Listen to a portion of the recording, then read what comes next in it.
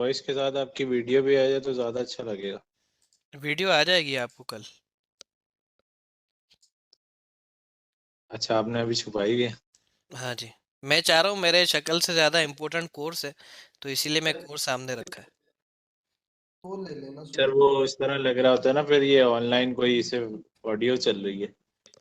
अच्छा, ऑडियो नहीं है, आप सवालात कर रहे हैं, जवाबात मिल रहा है आपको, then why it is audio?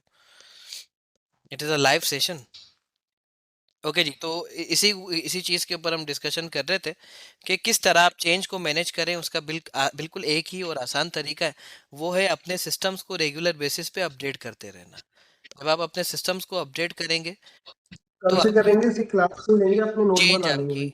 Change आपकी मैनेज हो जाएगी after updating the systems. After updating the systems, तो डॉक्यूमेंटेड सिस्टम आपके अपडेट हो सकते हैं, क्योंकि हेल्थ एंड सेफ्टी में आप जो भी करते हैं उसका कोई एविडेंस होना ज़रूरी है, उसका कोई फिजिकल रिकॉर्ड होना ज़रूरी है।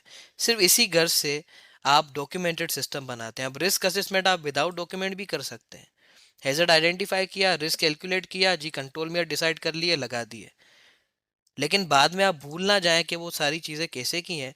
हमेशा की एक लॉन्ग टर्म मेमोरी आपके पास मौजूद हो, इसीलिए आप डॉक्यूमेंट बनाते हैं सब चीज़ों के। अदरवाइज डॉक्यूमेंटेड सिस्टम जो है वो हमेशा ही इम्पोर्टेंट नहीं होता है। वो सिर्फ एक ही चीज़ की वजह से इम्पोर्टेंट है कि उसका आपके पास परमानेंट रिकॉर्ड हो, जिसको बाद में देखा जा सके, जिसको क्लाइंट को दिखा सके, लीगल इन्फोर्समेंट अथॉरिटी को दिखा सके, कंपनी को दिखा सके प्रोग्रेस क्या है, बाद में उसको एसेस करके उससे और ज़्यादा इम्प्रूव कर सके। इसीलिए डॉक्यूमेंटेड सिस्टम बनाते हैं, अदरवाइज सिर्फ डॉक्यूमेंटेड सिस्टम नहीं है। It is a set of skills and documents and everything. Okay, उसके बाद है सर जी, रिस्क असेसमेंट भी प्लान में आ जाती है? Risk assessment is not plan, risk assessment is observe. It is before plan, plan से भी पहले की जो चीज़ है वो रिस्क असेसमेंट है। अच्छा सर, ठीक। हाँ जी, उसका बिल्कुल जो कॉन्सेप्ट है वो बिल्कुल इसी तरह है। अब आपने प्लान बनाना है, फॉर सपोज एक कंस्ट्रक्शन ऑर्गेनाइजेशन है, उसका हेल्थ एंड सेफ्टी की पॉलिसी बनानी है, तो उसमें कौन से खतरे हैं, कितने हैजर्ड्स मौजूद हैं, कौन से हैजर्ड्स आ सकते हैं, कौन से हैजर्ड्स पहले मौजूद थे। क्योंकि प्लान तो आपका खतरों से बचने के लिए बनेगा, तो खतरे नहीं अगर पूरे तरीके से पता है तो प्लान भी आपका उतना ताकतवर नहीं होगा। तो इसीलिए ऑब्जर्व करना ज़रूरी है, ताकि आपको खतरे पता चले मेजोरिटी लेवल में, फिर उसके बाद उनके उनसे बचने के प्लान आप प्लान बनाएं। ठीक है जी। सर कंट्रोल मेजर्स आ जाते हैं प्लान में? प्लान में कंट्रोल अरेंजमेंट्स मेजर्स। या कंट्रोल मेजर्स आ जाते हैं, यस। क्योंकि सेफ्टी को कंट्रोल करने के लिए जो प्लान बनता है वो सेफ्टी को कंट्रोल करने के लिए होता है, मैनेज करने के लिए होता है। और सेफ्टी मैनेज होती है अरेंजमेंट से, कंट्रोल मेयर से। हैजर्ड्स मैनेज होते हैं कंट्रोल मेयर से। कंट्रोल मेयर क्या करते हैं? हैजर्ड को कंट्रोल नहीं करते, कंट्रोल मेयर कम कंट्रोल करते हैं रिस्क को। रिस्क कम हो जाता है तो हैजर्ड मौजूद होने के बाद भी नुकसान नहीं पहुंचाता।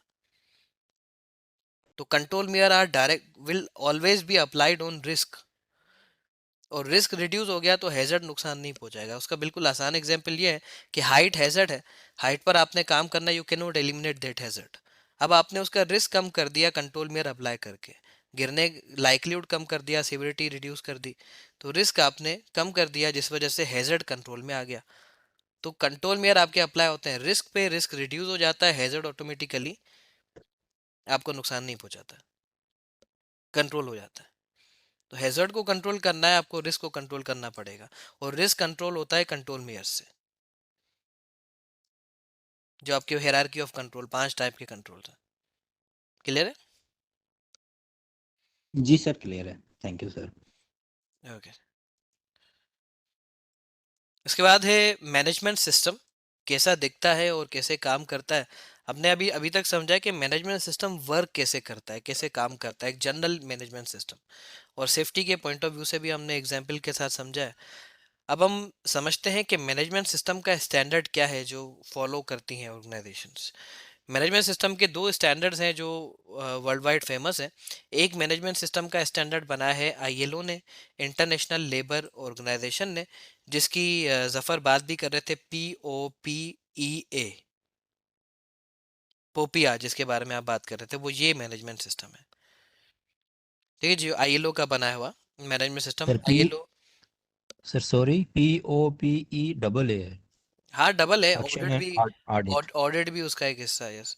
लेकिन ये मैनेजमेंट सिस्टम इतना ताकतवर मैनेजमेंट सिस्टम नहीं है। ये अली भाई ये तो रिवाइज हो गया ना, और ISO 45001 के अंदर हो गया ना ये तो अब। हाँ, ISO 45001 मैनेजमेंट सिस्टम अब एक नया डेवलप हुआ, इसी से इंस्पायर हाँ होकर बनाया है। लेकिन वो ज़्यादा बेहतर है इससे। सही सही है। वो भी हम समझेंगे क्यों बेहतर है, उसकी कंपैरिजन भी ये समझेंगे इस मैनेजमेंट सिस्टम की और सर आईएसओ मैनेजमेंट सिस्टम की। We will discuss the comparison as well, जब भी हम पूरा डिस्कस कर लेंगे। अच्छा, ये मैनेजमेंट सिस्टम जो है, ये बिफोर आईएसओ या बिफोर ओशाद 18001 ये ज़्यादातर इस्तेमाल होता था। और क्योंकि वक्त के साथ जो है वो चीज़ें जो हैं वो एक एक वक्त तक काम आती हैं, उसके बाद जब वो न्यू चेंजेस आती हैं, न्यू कंडीशन, एनवायरनमेंट चेंज होता है, टाइम चेंज होता है, लोग चेंज होते हैं, कंडीशंस चेंज होती है, टेक्नोलॉजी चेंज होती है, तो सेम सिस्टम्स या स्टैंडर्ड्स फॉलो नहीं किए जा सकते। तो ये अच्छा आउटडेटेड एक हो गया है। जी। एक क्वेश्चन है। हाँ जी। क्वेश्चन ये है कि जिस तरीके से भाई ने भी कहा था कि पोपिया, क्या हम किसी भी सेफ्टी के स्टैंडर्ड की एब्रीवेशन, फॉर एग्जांपल पोपिया हो गया, और ये ISO हो गया हम्म। और लोटो हो गया, एब्रीवेशन की जज के ऊपर हम किसी भी HSC ऑफिसर की स्किल चेक कर सकते हैं ड्यूरिंग इंटरव्यू? फॉर एग्जांपल हमने उसको अंदर से पूछ लिया कि भाई लोटो क्या है, अब ये हम्म। एब्रीवेशन ठीक है, लेकिन किसी से हमने पूछ लिया ओपिया क्या है, तो क्या इसकी स्किल के ऊपर किसी किसी HSC ऑफिसर की स्किल चेक हो सकती है कि मतलब, या फिर उसको पूरा खोल के बताना पड़ेगा, बताओ लोटो क्या है, लॉकआउट टेकआउट प्रोसीजर क्या है? हम्म। एक्चुअली जो हमारे पास कल्चर है, ये अच्छा क्वेश्चन है वैसे अली रज़ा आपका। हमारे पास क्योंकि ऐसे बहुत सारे एब्रीवेशन है जिनका मतलब मुझे भी नहीं पता, और जो मेरे सीनियर हाँ है और जो मेरे सीनियर हैं उनको भी उन एब्रीवेशंस का मतलब नहीं पता। अब एब्रीवेशन क्या होती है? एब्रीवेशन सबसे पहली चीज़ तो एब्रीवेशन को यूज़ करना कम्युनिकेशन बैरियर है। आप या अकेले हैं जो हेल्थ एंड सेफ्टी प्रोफेशनल हैं एक ऑर्गेनाइजेशन में, आप वर्कर्स को भी बता रहे हैं कि सेफ्टी फॉलो करें, मैनेजमेंट को भी एडवाइस कर रहे हैं कि ये अरेंजमेंट्स हमें प्रोवाइड करें, उसका फ़ायदा हमारे बिजनेस को ये होगा। आपका ज़्यादातर जो ताल्लुक है, जो कम्युनिकेशन है, वो नॉन सेफ्टी पर्सन से है। आप अपनी कम्युनिकेशन में एब्रीवेशन यूज़ करेंगे तो मैनेजर ना आपकी बात को समझेगा, ना कन्वेंस होगा, ना आपको रिसोर्सेज देगा। ये कम्युनिकेशन बैरियर है, ये आगे एलिमेंट 3 में आप पढ़ने वाले हैं कि एब्रीवेशन को यूज़ करना सबसे बड़ी गलती है हेल्थ एंड सेफ्टी प्रोफेशनल्स की। ये असल में मैं फेस कर चुका हूँ ड्यूरिंग द इंटरव्यू। हम्म। एक कंपनी थी, नाम नहीं लूंगा उसका, हम्म। लेकिन उसने मुझसे पूछा था ये लो टो टो क्या है, what is LOTO and then again TO, what is this log thing? Out. वो लॉग आउट टेक आउट तो है, वो सही है आपकी बात, हम्म। उसके आगे फिर एको TO लगा दो, टो लोटो टो। फिर वो उन्होंने अपना कोई कंपनी में बनाया होगा, बहरहाल ऐसा कुछ भी नहीं है। ऐसा बस, अब क्या कह सकते हैं? तो मैं हाँ, जब भी आपसे पूछ रहा हूँ कि किसी की भी ऐसी मतलब स्किल चेक नहीं कर सकते कि नहीं एब्रीवेशन हो के ऊपर, सकते, नहीं हो सकते। नहीं हो सकती, ये कभी एब्री नहीं हो सकती। एब्रीवेशन के ऊपर स्किल्स चेक नहीं हो सकती। और हाँ ये यूज़ करना बैरियर है, कम्युनिकेशन बैरियर है। बहुत आप बड़ा, मतलब मेरे समझ में नहीं आया था, क्योंकि जो मेरा इंटरव्यू ले रहा था वो HSC ऑफिसर नहीं था, वो HR था। हम्म। मुझे नहीं पता वो क्या चेक करना चाह रहा था, कि क्या मतलब कि मैं अपने आप को बहुत महान समझूं कि मैं बच्चों को मतलब कि मैंने पीछे कर दिया, मैं पैसे कम करा लूंगा, मेरे ख्याल से मुझे ऐसा लगा। तो बहरहाल अगर मुझे थोड़ा सा अजीब सा अगर लगा। अगर इतना सेंस ऑफ एजुकेशन, इतना सेंस ऑफ इफेक्टिवनेस हमारी कॉम में होता तो आज हम उनसे आगे होते जिनका ये कोर्स है। इसका इसका यस सर ये होता है lockout take out try out sir. TO जो लास्ट में होता है वो ट्राई आउट होता है। हम वेरीफाई करते हैं कि जिस चीज को हमने आइसोलेट किया है वो हमने उसी को एक्चुअल आइसोलेट किया है, पावर को, एनर्जाइज को हमने उसी यस को बंद किया सैफ है। हम्म। सैफुल्लाह, ये सही है आपकी बात, उन्होंने मुझे बता दिया था, लेकिन इस पर हम किसी की स्किल चेक नहीं कर सकते, ये हाँ, सही है आपकी बात? कॉम्पिटेंसी जज नहीं कर सकते इस पे जो और कॉम्पिटेंसी एब्रीवेशंस हम की। जज नहीं कर सकते। वी कैन नॉट, जी जी यस वी कैन बिल्कुल नॉट बिल्कुल। मेयर द और ये कॉम्पिटेंसी। मुझे बात जवाब बताया, उसने जो HR था उसने मुझे बताया था कि इसको टर्न आउट बोलते हैं, जब किसी भी चेक करना हो तो मुझे बता दिया, उसने जवाब बताया था मुझे, लेकिन किसी की इस पे यानी कि स्किल चेक नहीं कर सकते। नहीं कर सकते। सर इसमें स्किल्स चेक नहीं होती, ये जस्ट एक कमांड होती है, की कमांड याद रखने के लिए। कांड हम्म। भी तो नहीं हो सकती इंटरव्यू है में ये ऐसा। जस्ट ऐसे होता है ना, बहुत सारी चीज़ें हैं अब्रीविएशन में उन्होंने रखी होती हैं कि एज ए सेफ्टी ऑफिसर इस बंदे की कितनी एक इंटरेस्ट है। क्योंकि ये जो सेफ्टी के इंटरव्यूज़ हैं ये शेड्यूल वाइज चेंज होते रहते हैं, ये हम्म। सेम नहीं रहते। तो हम्म। उसमें सम टाइम वो जैसे स्काबा है, सेल्फ कंटेनिंग ब्रीथिंग ऑपरेटर्स, ऐसे ये बहुत सारी ऐसी होती हैं इस्तेलाह जो वो पूछते हैं जस्ट टू चेक, एक जजमेंट के लिए होता है। वो होती है, ठीक है, लेकिन ये जो इस तरह की रेयरली होती हैं, बाज़ औक़ात बनाई भी होती हैं। अच्छा हाँ, ये खुद से भी ऐसे वो अपना अच्छा, एक निबोश ने इस शॉर्ट फॉर्म के एब्रीविएशन के कल्चर को खत्म करने के लिए ही तो ओपन बुक एग्जाम बनाया है। ये सही है। Of course. तो उसके लिए ओपन बुक एग्जाम बनाया है। अब इंटरव्यू के क्वेश्चन क्या हैं देखें। इंटरव्यू के एक्चुअल, अगर मैं किसी का इंटरव्यू करूं तो मेरे क्वेश्चन क्या होंगे? मेरे क्वेश्चन ये होंगे कि सबसे पहला क्वेश्चन होगा कि आपको हायर करने से हमारी कंपनी के सेफ्टी मैनेजमेंट सिस्टम को क्या फ़ायदा होगा? आप क्या चेंज लाएंगे जो कोई और नहीं ला सका? आप अगर कोई हेल्थ एंड सेफ्टी, अब ऐसी कोई सिचुएशन है जिसमें काम भी करना है, सेफ्टी भी करनी है, तो वहां पर आप प्रायोरिटी किसको देंगे और बिजनेस या मैनेजमेंट को कन्विंस कैसे करेंगे? मैं उससे सवाल ही इस तरह के करूंगा जिसका वाकई में रियलिस्टिक कंडीशन में कोई फायदा हो मेरी कंपनी को। बाकी लोटो पूछना, वो एब्रीवेशन पूछना is not the real judgement of measuring anyone's competency. ठीक है जी। ओके, सो ये मैनेजमेंट सिस्टम है, आईएलओ इंटरनेशनल लेबर ऑर्गेनाइजेशन का मैनेजमेंट सिस्टम है, आईएलओज मैनेजमेंट सिस्टम। अब माइक अपना म्यूट रखें। जिसे हम कहते हैं ILO occupational health and safety management system, ILO OSH 2001 इसका नाम है। इट इज़ नॉट दैट 2001 में ये आया है, 2001 इसका कोड है, जैसे आईएसओ 45001। ठीक है जी। सो ये मैनेजमेंट सिस्टम जो है, इसके टोटल 5 क्लॉजेज हैं, 1 2 3 4 5, 6 क्लॉज भी इसके अंदर हम साथ में जोड़ते हैं बाज़ औक़ात। That is audit. ऑडिट एक इंडिपेंडेंट फील्ड है, एक अलग फील्ड है। तो बाज़ औक़ात इसे मैनेजमेंट सिस्टम के साथ जोड़ा जाता है, बाज़ औक़ात इसे कुछ एक अलग इंडिपेंडेंट फील्ड समझा जाता है या माना जाता है, जो ये है भी। अब ये जो मैनेजमेंट सिस्टम है, यहाँ पर policy, organising, planning and implementing, evaluation, action for improvement, audit, और ये सब यहाँ पर लाइनें ये लगी हुई हैं ब्लैक कलर की, पर्पल कलर की। यहाँ पर पीडीसीए साइकिल कहाँ है? हमने तो पढ़ा था मैनेजमेंट सिस्टम पीडीसीए साइकिल होता है, प्लान डू चेक एक्ट। तो आईएलओ ने जो मैनेजमेंट सिस्टम बनाया है उसमें प्लान डू चेक एक्ट तो कहीं भी नहीं है। कहाँ पर है? कोई आइडेंटिफाई कर लेगा इसमें? सर इसके अंदर जो है ना, जो सबसे पहला जो पार्ट है पॉलिसी का, तो वो जो है वो प्लान ही है। यानी कि शुरू के जो 2 ऑर्गेनाइजिंग है वो जो है वो प्लान का है, एंड देन इसी तरीके से जो है वो दूसरे जो है सबसे नीचे जो है वो एक्ट का है। इसी के अंदर जो है ना ये आपने सही बताया।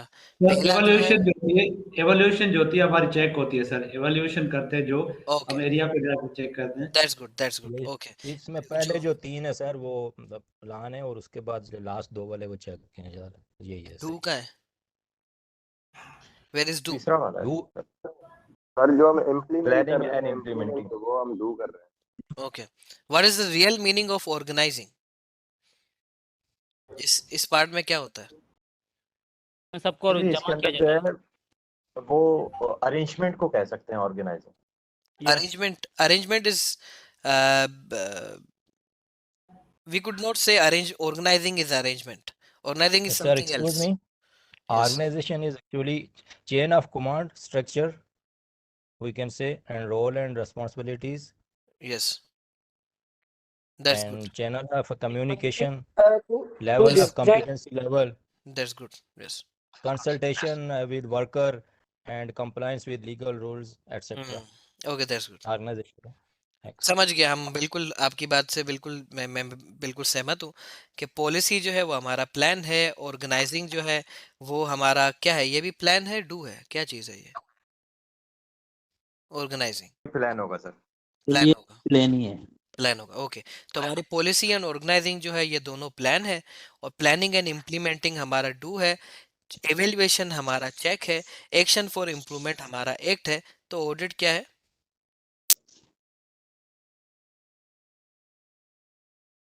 What is audit? ऑडिट के 2 टाइप्स होते हैं, इंटरनल ऑडिट और एक्सटर्नल ऑडिट। इंटरनल ऑडिट हम रिव्यू करते हैं अपनी मतलब डॉक्यूमेंट्स जो होते हैं हर ईयर हमारे जो डॉक्यूमेंट्स हैं उनको हम रिव्यू करते हैं किस तरह मेंटेन हो रहे नहीं हो रहे हैं। एक्सटर्नल ऑडिट ये होता है कि जो आपने बताया था कि स्टैंडर्ड्स हैं जो ISO सीपा वगैरह, इनके मतलब हम ऑडिट करवाते हैं। What is the Actually, contribution of skill audit in check है। management system? ऑडिट दो तरह की होती है, एक प्री होती है, एक पोस्ट होती है।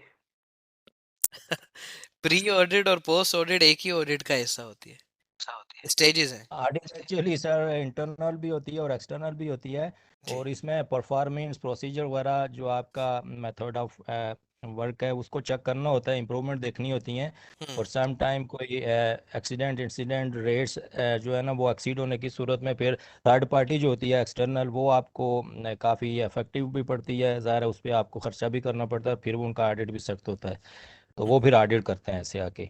अच्छा, PDCA साइकिल तो पूरा हो गया, तो ये ऑडिट मैनेजमेंट सिस्टम में किस जगह पर आएगा? ये ऑडिट इसलिए करवाते हैं हम कि जो PDCA साइकिल जो बनाया हुआ है उसको चेक करने के लिए भी कोई मतलब थर्ड पार्टी जो होती है, जिस तरह कोई एक्सटर्नल ऑडिटर आ गया, ISO हो गया, तो उसको चेक करने के लिए होता है कि ये वाकई अपने डॉक्यूमेंट्स पे, अपने वर्क प्लेस पे ये चीज़ें इम्प्लीमेंट कर रहे हैं नहीं कर रहे हैं, जो जो इन्होंने पॉलिसीज बनाई हैं उसके अकॉर्डिंगली ये अपने डॉक्यूमेंट्स वगैरह चेक लिस्ट हो गए, इनके मेडिकल्स हो गए बंदों के, वो चीज़ें पूरी कर रहे हैं या नहीं कर रहे हैं। Okay, that's good. Then what is difference between audit and evaluation? Sir evaluation internal होता है, अपना जो प्लांट की जो कंपनी की अपनी बनाई हुई पॉलिसी होती है वो एवेल्यूएट करते हैं कि हमें कहाँ कहाँ पे क्या क्या पॉलिसी, किस डिपार्टमेंट के लिए क्या क्या पॉलिसी हमें डिस्प्ले करनी चाहिए, बनानी चाहिए, अप्रूव करवानी चाहिए अपने ही अंदर इंटरनल अपने ही मैनेजमेंट से। जो ऑडिट होता है सर ये कि मतलब एक्सटर्नल ऑडिट भी होता है, इंटरनल भी होता है। इंटरनल ये खुद करते हैं जो मैनेजर्स वगैरह होते हैं, क्वालिटी का ऑडिट हो गया, HSE का। एक्सटर्नल इसलिए होता है कि मतलब कि गवर्नमेंट की जो रिक्वायरमेंट है, जो प्रीवियस हमने पढ़ा है कि आपने गवर्नमेंट कभी भी एक टाइम और डेट दे सकती है कि हम फला टाइम पे आपको ऑडिट करेंगे, तो उस हवाले से वो प्रिपरेशन होती है उसके, वो उनको सारे डॉक्यूमेंट्स चेक करवाने पड़ते हैं।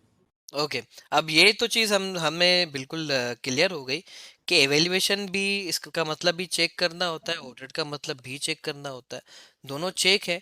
तो एक्चुअली ऑडिट क्या चेक करता है और एवेल्युएशन क्या चेक करती है? एक्चुअली ऑडिट जो है वो हम ये चारों प्रोसेस जो है वो ऑडिट कर सकते हैं। हम इवैल्यूएशन भी कर सकते हैं, ऑडिट प्लानिंग ऑडिट कर सकते हैं, इम्प्रूवमेंट भी ऑडिट कर सकते हैं। कोई भी जो है ना वो सिस्टम कोई भी स्टेप जो है वो ऑडिट कर सकते हैं। जबकि इवैल्यूएशन के अंदर हम सिर्फ जो प्लानिंग है या जो प्लानिंग और इम्प्लीमेंटिंग है उसको इवैल्यूएट कर रहे होते हैं। That is the benefits of we could say taking classes again. Am I right? जी सर। Yes. That's good. Okay. Ali भाई देखने में तो ये मुझे मैनेजमेंट सिस्टम है काफी आसान लग रहा है, लेकिन है नहीं, काफी कॉम्प्लिकेटेड है। बहुत मतलब आसान है। चीजें काफी, हाँ तो काफी चीजें मतलब उसमें जब अगर उसमें ऐसा क्वेश्चन भी आता है तो वो काफी कॉम्प्लिकेट, मतलब कंफ्यूज कर देगा वो। नहीं, कंफ्यूज नहीं होगा, बिल्कुल आसान है मैनेजमेंट सिस्टम। जब हम इसको समझ लेंगे, पूरा डिस्कस कर लेंगे। अभी तो क्वेश्चन आंसर मैं आप सबसे पूछना चाह रहा हूँ ताकि आप सबका इंटरेस्ट हो, आप अलग अलग जवाबात आए, जो हमारे सारे जूनियर स्टूडेंट्स हैं, फ्रेशर्स हैं, उनको अलग अलग पर्सपेक्टिव से बातें पता चलें। ये मेरा क्वेश्चन पूछने का सिर्फ यही एक मकसद होता है आप सबसे। अच्छा जी। सर हाँ जी। सर ये सेफ्टी ऑडिटर, सर इसका काम क्या होता है कंपनी में? सेफ्टी ऑडिटर का काम सेफ्टी का ऑडिट करना होता है। अच्छा सर। यस सर ऑडिट में एक्चुअली जो है ना रिस्क असेसमेंट आपकी चेक होती हैं, वो ये देखते हैं डॉक्यूमेंटेशन जो भी होती है, जैसे एक्सीडेंट इंसिडेंट रिकॉर्ड्स हो गए, इनके ऊपर ऑडिट होता है। और फिर ये जो इवेलुएट है, इसमें सर ये जो रिएक्ट अपना एक्टिव मॉनिटरिंग आ गई, रिएक्टिव मॉनिटरिंग आ गई। यानी एक्टिव मॉनिटरिंग में इनके एक्सीडेंट इंसिडेंट होने से पहले जो है ना आप उस पर कंट्रोल मेजर अपने प्रिकॉशंस दे दें। तो उसके अलावा जब रिएक्टिव मॉनिटरिंग में जो होता है कि कोई इंसिडेंट एक्सीडेंट हो गया तो उसके बाद उसके ऊपर करेक्टिव एक्शन लेने के लिए और उसको reason root cause find out करने के लिए ये किए जाते हैं। और इसमें ट्रेनिंग्स वगैरह और इस तरह का सारा चैप्टर आ जाता है।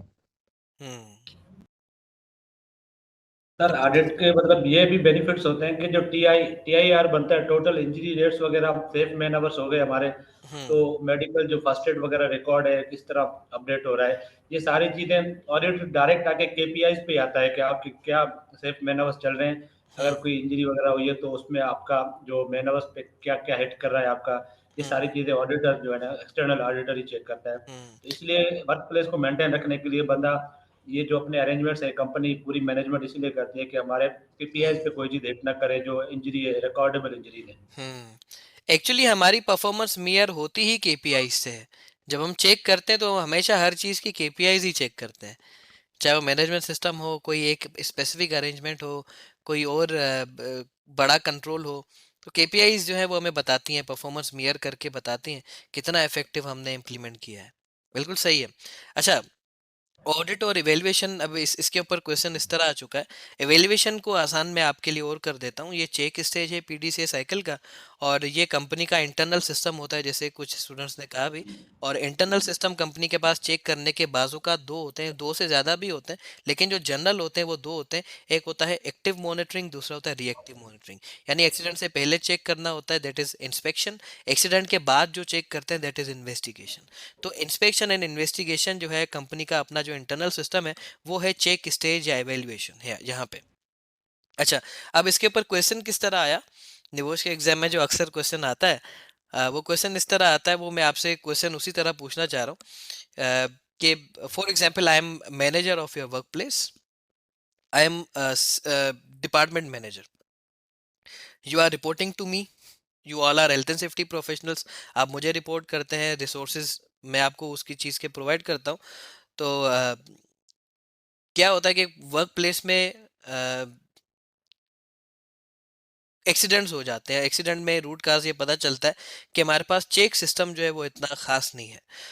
तो आप सब ये मुझे सजेस्ट करते हैं कि हमने ऑडिट करना चाहिए, वर्क प्लेस को ISO सर्टिफाइड करना चाहिए, ताकि हमारा मैनेजमेंट सिस्टम या हमारा जो अरेंजमेंट्स है वो और ज़्यादा मज़ीद सही से चेक हों और सही से इम्प्रूव हो, ऑडिटर का फीडबैक भी हमें मिले। ठीक है जी। तो लेकिन मैं उसके ऊपर कन्विंस नहीं होता हूँ। मैं कहता हूँ कि हम चेक कर तो रहे हैं, हम इंस्पेक्शन भी करते हैं, एक्सीडेंट अगर बाजू खुदा ना खास्ता हो गया तो हम इन्वेस्टिगेशन भी करते हैं। जब हमारे पास अपने इंटरनल चेकिंग सिस्टम है तो हम एक्सटर्नल ऑडिट क्यों करवाएं? अब आपने कन्विंस करना है, ये क्वेश्चन निबोश के एग्जाम में आ चुका है। अब आपने कन्विंस करना है। कन्विंस आप कैसे करेंगे? आप जब भी कन्विंस करना होता है तो उस चीज़ का कंपनी को क्या फ़ायदा है वो बताना होता है। अब आपने बताना है कि ऑडिट का क्या फ़ायदा है कंपनी को जो इंस्पेक्शन का या इन्वेस्टिगेशन का नहीं है। उसके कुछ मुझे ये जो 10 है 10 फ़ायदे बताएं जो जिस वजह से मैं कन्विंस हो पाऊँ कि ऑडिट क्यों होना चाहिए। एक्चुअली जो है ना, इंस्पेक्शन के अंदर जो है वो हो सकते हैं कि आपस में जो है वो कुलीग्स हो, विद इन अ कंपनी लोग काम कर रहे होते हैं, एक दूसरे को जो है वो रिलैक्स दे देते हैं, या फिर एक दूसरे को जो है वो उनकी मामलात को हिडन कर रहे होते हैं। जबकि ऑडिट के अंदर जो है वो मुमकिन है थर्ड डिपार्टमेंट से कोई आता है तो वो जो है वो इस तरीके से फेवर नहीं देता लोगों को। ओके, तो मैं तो मैनेजर हूँ, मैं थोड़ी चाहूंगा कि मुझे और ज्यादा मुश्किलात आए ऑडिटर से। सर ऐसा होता है कि ग्लोबली सर जो कुछ कंपनी जैसी होती है जो ग्लोबली वर्ल्ड वाइड उनकी ब्रांचेस होते हैं, तो हम ये आगे ब्रीफ कर सकते हैं कि सर ऑडिट करवाने से हमारा जो ग्लोबली है अच्छा इम्पैक्ट पड़ेगा कि इस प्लांट की ये परफॉर्मेंस है। वेरी गुड, दूसरा बेंचमार्किंग इनेबल होगी। दूसरा सर ये होता है कि ऑडिट में हमारा सर्टिफिकेट भी हर साल रिव्यू होता है। हमें मतलब कि सर्टिफिकेट हमारा इस साल का भी हमें मतलब किसी जो थर्ड पार्टी जो एक्सटर्नल ऑडिटर है उनसे मिल जाएगा। तीसरा बेनिफिट ये है कि हमारा हम ऑडिट के ही उसके मतलब कि ऑडिट जैसे हर साल हमें पता होता है होना होता है, इसमें हम अपनी प्रिपरेशन बिफोर द टाइम मतलब ड्यूरिंग वर्क हम करते रहते हैं। तो हम वो सारी चीज़ें ऑडिट को मद्देनजर रखते हुए अपनी चीज़ें मेंटेन करते आ रहे होते हैं। चेक लिस्टें हो गई हमारी, हमारे सेफ मैन आवर्स हो गए, तो वो चीज़ें मतलब हम अगर ऑडिट नहीं करवाएंगे तो ये चीज़ें मेंटेन नहीं होगी। कोई बंदा नहीं करेगा कि यार एक्सटर्नल ऑडिट तो होता नहीं है, इसके कराने का क्या फायदा।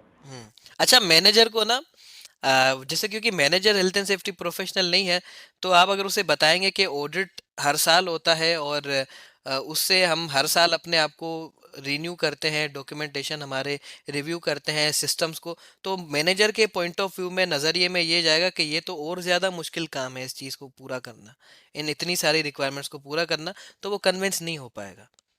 आप ऐसी चीज़ें बताएं जिससे उसका मतलब आप ये समझे कि वाकई में आप मैनेजर को बता रहे हैं, और उसका जो आपको पता है रिजिड जो बिहेवियर होता है कि नहीं ज़्यादा काम और ज़्यादा मुझे काम नहीं कहो, ज़्यादा पैसों की आप बात नहीं करो, ज़्यादा रिसोर्सेज नहीं मांगो, उस हिसाब से आपने उसे कन्विंस करना है। That is really tough thing, लेकिन उसका एक कॉन्सेप्ट है हर एक एरिया में, एरिया ऑफ कन्विंसिंग में या एरिया ऑफ नेगोशिएशन में।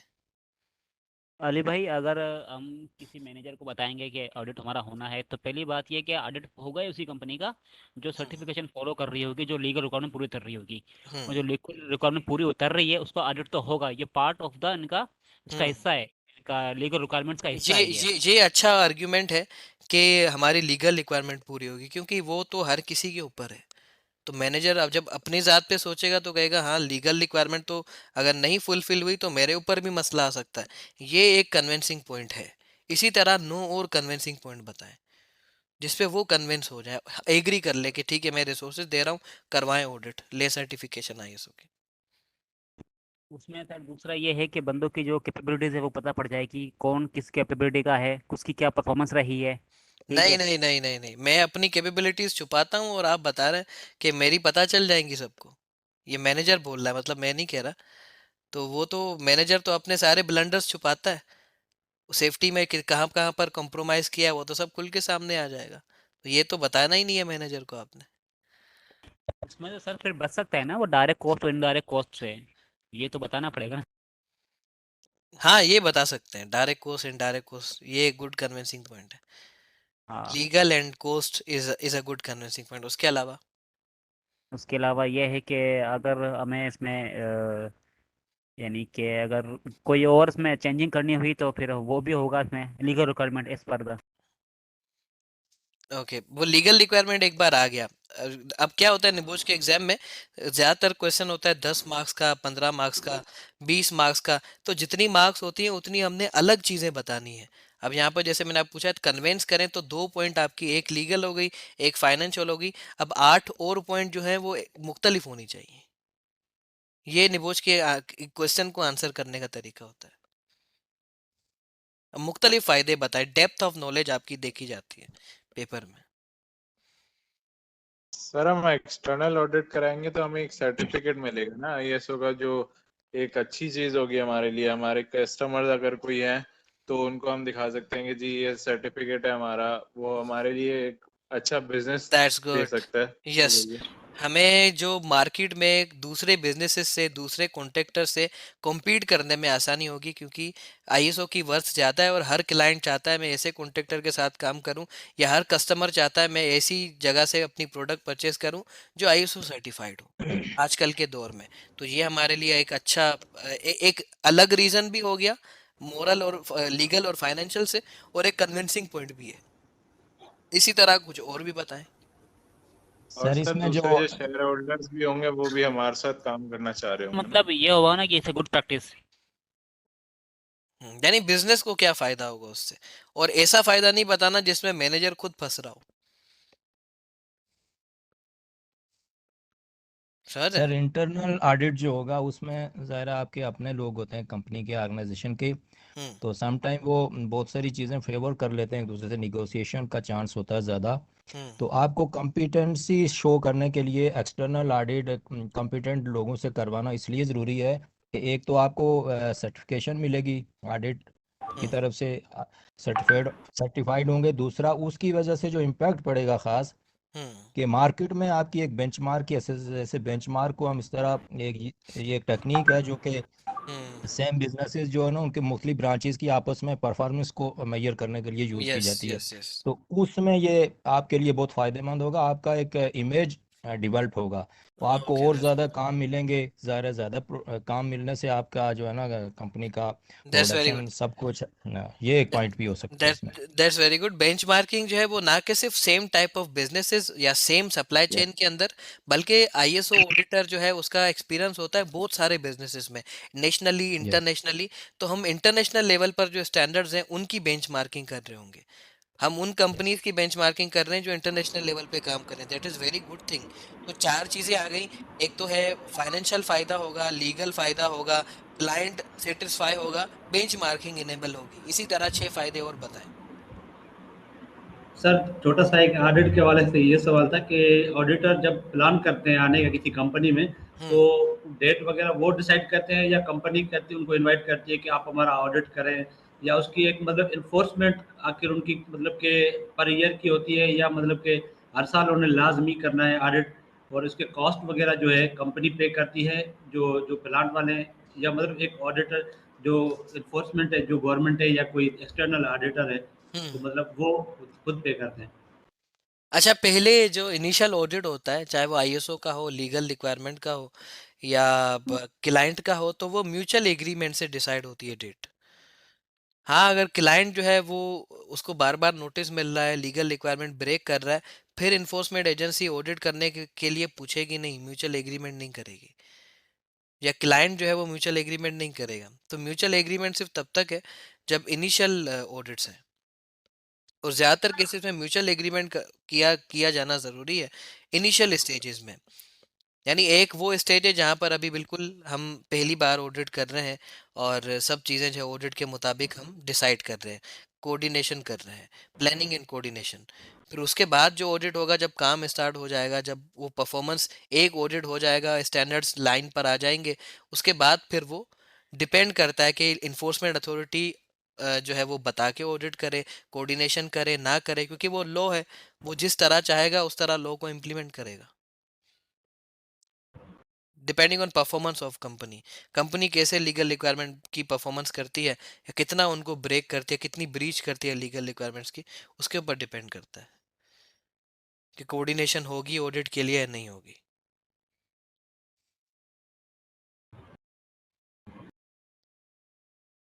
क्लियर है? सर इसमें इस तरह भी हो सकता है कि अगर कोई इश्यूज, कोई रिस्क वगैरह, कोई हैजर्ड हमें नहीं दिख रहा, कोई एक्सटर्नल ऑडिटर आएगा तो वो उन चीजों को देख सकता है, वो उस पे हमें कह सकते हैं कि ये आपने चीजें नहीं देखी, ये भी एक हैजर्ड है यहाँ पे।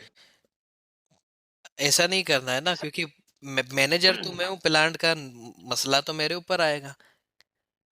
एक्चुअली होता ये है कि मैंने उस एजेंट को क्यों नहीं देखा तो मैं कन्विंस होऊंगा ही नहीं आईएसओ के ऊपर।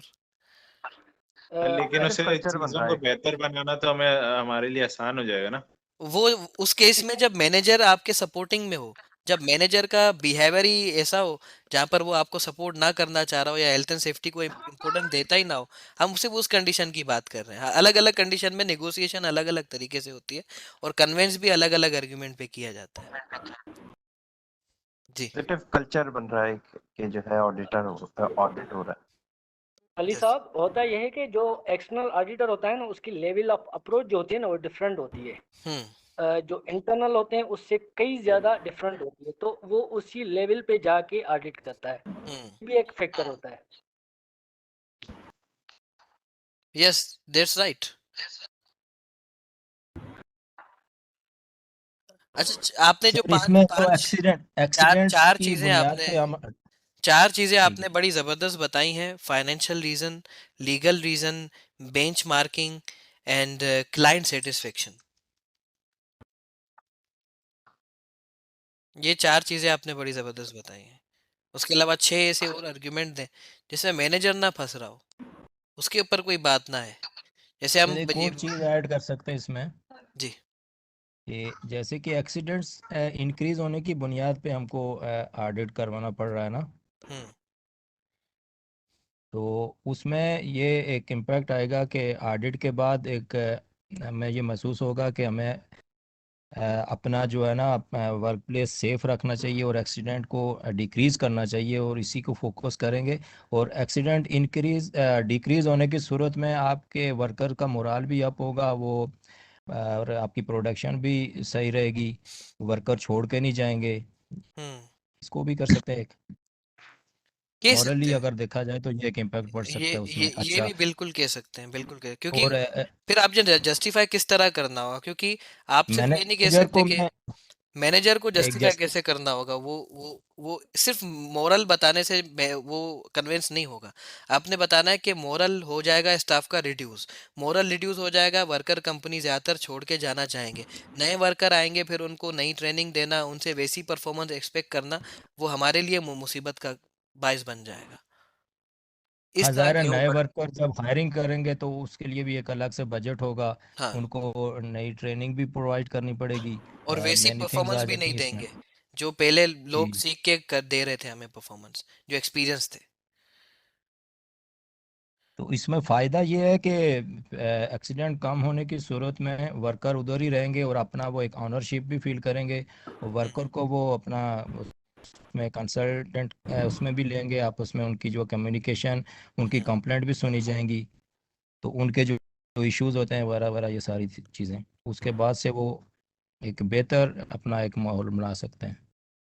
ओके, दैट्स गुड, ये भी बिल्कुल सही है। और ऑडिट ऑडिट जो है, ऑडिट एक्चुअली ऑर्गेनाइजेशन के ऊपर एक सर के ऊपर तलवार लटक रही होती है, उसके डर खौफ से जब एक कंप्लीट एक वायर का एक्सटर्नल अच्छे ऑडिट वाले होंगे तो उस डर से भी मैनेजर को पता होगा कि फॉलो नहीं करूंगा तो ये लॉसेस होंगे। हाँ तो जी। अपने वर्कर को जस्ट एक फैमिली की तरह होती है ऑर्गेनाइजेशन, तो बिल्डिंग का पिलर जो है ना वो वर्कर होते हैं सारे, तो और ऐसी चीजें उसको बताने की यस, जरूरत पड़ेगी कि आप अपने फिर पिलर को मजबूत रखें तो बिल्डिंग भी मजबूत रहेगी।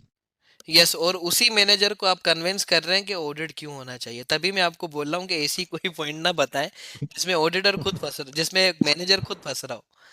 आप ऐसा नहीं बताएं कि एक्सीडेंट कम हो जाएंगे, जो प्लांट के फेल्यूर हैं वो पकड़े जाएंगे, ऐसी चीजें नहीं बताएं। वो मैनेजर के ही हाथ में होता है पूरा प्लांट या पूरा वो पूरी वर्क प्लेस, जो उस एरिया का मैनेजर है, ऑपरेशनल सारी एक्टिविटीज उसके अंडर में है। तो वो ऐसी बात कहेंगे तो वो थोड़ा सोचेगा कि होना चाहिए नहीं होना चाहिए, तो और ज्यादा पंचायत हो जाएगी, इतनी ज्यादा डिटेल चेकिंग होगी तो। समझ रहे हैं? इसमें एक्चुअली उसी के फायदे हैं, लेकिन अभी सर वो थोड़ा सा कुछ दिमाग ही बंद हो रहा है, टाइमिंग ऐसी है, कुछ समझ नहीं आ रही अच्छा, सर, निबोज के एग्जाम सच्ची में बात। क्वेश्चन क्वेश्चन इसी तरह होते हैं। और ये एक्चुअली रियल, ये निबोज के एग्जाम में ये जो चीजें आपसे पूछी जा रही हैं, यकीन माने ये रियलिस्टिक चीजें हैं जो आप वाकई में इस्तेमाल कर सकते हैं। यानी ये आपको रियल लाइफ में फायदा देंगे, ये सारे स्किल्स जो यहाँ पर हम समझ रहे हैं, ये रियल लाइफ के ऊपर बेस्ड स्किल्स है। यहाँ पर कोई भी हमने चीज ऐसी अभी तक नहीं पढ़ी है जिसका रियल लाइफ में आप इस्तेमाल ना कर पाए। नहीं नहीं, सही, जबकि बिल्कुल ये जबकि तो। ये कोर्स है, ये एक रिटर्न, जैसे लोगों का कोर्स की तरफ पर्सपेक्टिव होता है कि रियल लाइफ अलग है, निबोश की किताब में अलग लिखा हुआ है, लेकिन ऐसा है नहीं। पढ़ाने पढ़ाने का अलग अलग मेथड होता है। निबोश की किताब में लिखा नहीं है, लेकिन निबोश के खुद जो कॉन्सेप्ट्स हैं वो यही बताते हैं, पढ़ना आपने यहाँ से, फॉलो आपने कंडीशन के मुताबिक करना है। ये निबोच का अपना जो कहना है कि पढ़ना आपने, राइट। स्किल्स सीखने हमसे, लेकिन कंडीशन के हिसाब से आपका दिमाग होगा वो उन स्किल्स को कंडीशन के हिसाब से फॉलो करवाएगा। तो जो इस किताब में लिखा हुआ है वो एक बाइबल नहीं है कि उसी तरह करना है, अलग कंडीशन में चीज़ें अलग तरीके से होंगी। इसी तरह एक बहुत सपोर्टिंग मैनेजर है, उसे आप जो भी बताओगे वो मान जाएगा। उसके लिए इतना ज़्यादा सोचने की, निगोशिएट करने की आपको ज़रूरत नहीं पड़ेगी। जहाँ पर एक जिद्दी स्टबन मैनेजर है, तो उसे फिर मनाने के लिए आपको आर्ग्यूमेंट्स भी उस तरह से आर्ग्यूमेंट्स आपने डेवलप करने होंगे, उस तरीके के आर्ग्यूमेंट आपने डेवलप करने होंगे। ठीक है जी। ओके, सो ये बहुत ज़्यादा डिटेल डिस्कशन होगी हमारी इसके ऊपर, लेकिन चले सही है। That is a management system जो आईएलओ ने बनाया है, और इसको भी हम डिस्कस करते हैं। आप क्लास को दोबारा ज्वाइन करें, एंड हो जाएगी विद इन 2 मिनट्स। हम डिस्कस करते हैं कि पॉलिसी क्या है, ऑर्गेनाइजिंग क्या है, ऑडिट क्या है, प्लानिंग इम्प्लीमेंटिंग क्या है, हर स्टेज में क्या होता है, और ये जो लाइनें हैं यहाँ पर ब्लैक पर्पल, ये क्या शो कर रही हैं, इससे क्या पता चल रहा है, ये भी हम आप अगेन ज्वाइन करें तो हम इसे डिस्कस करते हैं।